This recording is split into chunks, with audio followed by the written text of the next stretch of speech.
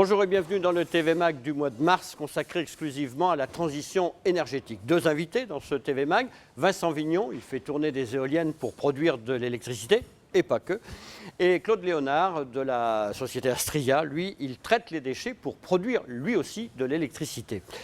Il est vrai que la transition énergétique, c'est déjà là. On en parle, on imagine que c'est demain.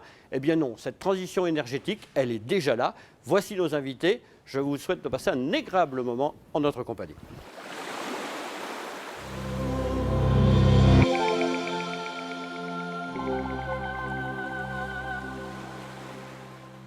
La transition énergétique, évidemment, c'est quelque chose qui est très actuel maintenant. On dit d'ailleurs qu'elle est déjà là, cette transition énergétique. Deux invités. On va parler de deux éléments et de deux axes très particuliers de la transition énergétique. D'abord, ce qui se voit le plus, les éoliennes. Vincent Vignon, c'est votre domaine, les éoliennes. Ça impressionne. Est-ce que c'est difficile à installer, en général, en Europe? Alors en Europe, non. C'est pas difficile à installer. En France, oui. On va dire qu'il y a une espèce de culture de la transition énergétique et de la valorisation des ressources naturelles qui n'est pas la même partout en Europe, dans les différents pays. C'est mieux dans l'Europe du Nord que dans l'Europe du Sud ou... On peut le caricaturer un peu de cette manière-là. L'engagement sur les renouvelables, c'est vrai que plus on va dans le nord de l'Europe et plus on trouve cette sensibilité. C'est lié certainement à de la culture, à des choix historiques sur des politiques énergétiques, bien sûr, ce qui va donc entraîner la culture collective sur ces questions-là. Et effectivement, en France, c'est quand même relativement compliqué d'installer des parcs éoliens. Alors c'est pourtant, en tout cas de mon point de vue, extrêmement élégant. On voit actuellement des images du parc que vous avez dans la région de Poitiers. C'est élégant. Est-ce que c'est bruyant? Tout le monde dit, oh là là, ça fait du bruit. Ça ne fait pas de bruit, les éoliennes. Alors, une éolienne au pied, ça fait du bruit, on entend l'éolienne.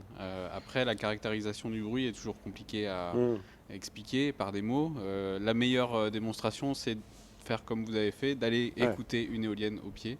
Et surtout d'essayer de marcher autour d'un parc éolien et on se rend compte qu'effectivement, à 400-500 mètres d'une éolienne moderne, on n'entend plus rien. Alors, vous vous occupez chez Valorem, qui est une belle entreprise située sur Bordeaux Métropole, des éoliennes, mais aussi du solaire.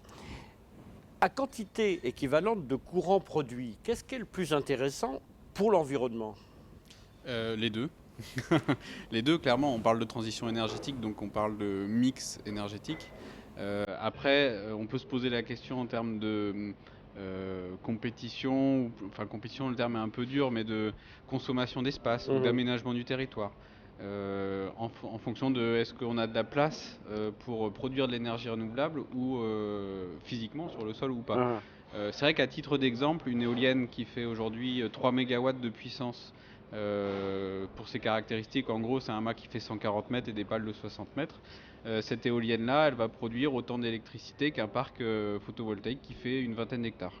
Oui, donc en fait, au niveau de la surface, c'est plus intéressant l'éolienne. Elle va occuper 1500 mètres carrés. Par contre, on va la voir à 20 km à la ronde. Le parc photovoltaïque, on met une haie, puis 50 mètres après, on ne voit plus rien. Le solaire, l'éolien, ce sont des énergies que l'on peut prévoir, mais ce ne sont pas des énergies qui produisent tout le temps. Comment est-ce qu'on gère justement quand il n'y a pas de vent, quand il n'y a pas de soleil? Alors c'est effectivement des énergies intermittentes, mais ce ne sont pas des énergies imprévisibles. C'est extrêmement important de nuancer la chose. Ce sont des énergies flues, donc effectivement elles ne vont produire que lorsqu'il y a du soleil ou que lorsqu'il y a du vent. En revanche, il y a des modèles météo très poussés, grâce à Météo France, qui est quand même une des sociétés les plus expertes et en pointe au niveau mondial sur la prévision. Météo France nous permet de faire des prévisionnels de production à 7 jours, à 2 jours, à 24 heures. Et on est capable de garantir au réseau électrique un niveau de production plusieurs jours à l'avance. Ce qui est peut-être aussi intéressant, c'est que cette électricité est consommée sur place, j'allais dire. Alors effectivement, on est branché directement sur le réseau de distribution, donc elle est consommée en local et ça permet de sécuriser des réseaux qui sont parfois fragiles, notamment parce qu'on est en réseau rural. Je pense notamment sur l'Aquitaine, le Médoc, c'est quand même une des zones qui est un peu une péninsule électrique. Installée sur ce territoire des centrales de production va permettre de renforcer la sécurité du réseau. Merci beaucoup.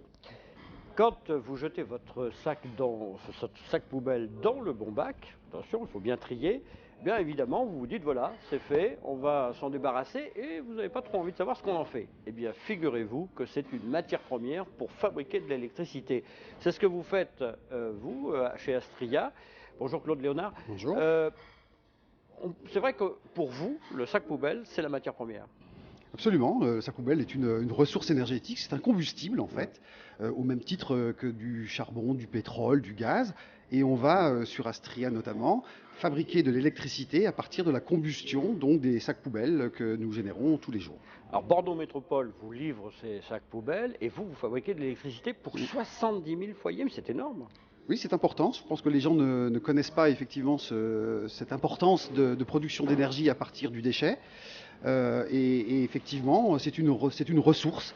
Plutôt que de la gaspiller et je dirais de l'enfuir comme ça se faisait jusqu'à encore quelques années en arrière, pouvoir en produire de l'énergie est une plus-value. Alors, évidemment, quand on brûle, il y a de la fumée. Est-ce que ces fumées-là sont polluantes ou alors maintenant les technologies sont arrivées suffisamment pointues pour que, ma foi, ce qui s'échappe, c'est presque que de la vapeur? Alors, comme toutes les technologies de combustion, la combustion d'un combustible ou d'un déchet produit effectivement certains polluants. Mais il faut savoir que la réglementation a largement évolué au cours des 15-20 dernières années. Et aujourd'hui, la quasi-totalité des polluants générés par la combustion des déchets, mais c'est vrai aussi pour le combustible fossile, sont aujourd'hui captés, retraités, ce qui fait que les émissions dans l'atmosphère sont extrêmement réduites. Alors, vous produisez de la vapeur, ça fait tourner une turbine, on a bien compris, mais toute cette vapeur n'est pas forcément utilisée. Or, vous n'êtes pas loin d'une station d'épuration, et là, il y a une synergie qui se crée en fait. C'est exact. Donc, nous sommes situés je dirais à 20 mètres à vol d'oiseau d'une des stations d'épuration des eaux usées de la communauté urbaine de Bordeaux, donc Bordeaux Métropole. Et effectivement, il y a une synergie entre les deux sites. Tout d'abord, l'eau qu'on utilise, nous, pour notre process, vient de la Lyonnaise, et on l'utilise pour faire du refroidissement de gaz. Et entre autres, et nous avons un projet aujourd'hui de fabriquer de l'énergie sous forme vapeur, de l'envoyer à la Lyonnaise, à la station du Clos de Hilde, pour effectivement chauffer leurs installations et en particulier un digesteur de boue. Oui, parce qu'eux, ils fabriquent du méthane en faisant sécher ces boues, et ce méthane va être injecté comme gaz de ville. C'est cela. Donc c'est quand même un cercle vertueux qui est en train de se mettre en place entre vos deux sociétés. C'est-à-dire qu'en fait, à partir à la fois d'eau usée et à partir de déchets, on est en train de développer et de mettre en place tout un modèle qui permet d'optimiser l'ensemble des ressources et de produire justement un maximum d'énergie à partir de ces déchets. La valorisation des déchets, le vent, le soleil, voilà ce qui va peut-être être l'avenir de notre énergie. Et c'est intéressant de se pencher sur ces énergies renouvelables pour protéger l'avenir de notre planète. Comme chaque fois, nous nous quittons avec de très très belles images. Et je pense que les animaux que vous allez voir sur les images qui vont suivre ont bien besoin d'un océan pur, propre, avec de jolis courants, quelques éoliennes, quelques hydroliennes ici ou là, et vous allez voir que le ballet est somptueux. Merci messieurs.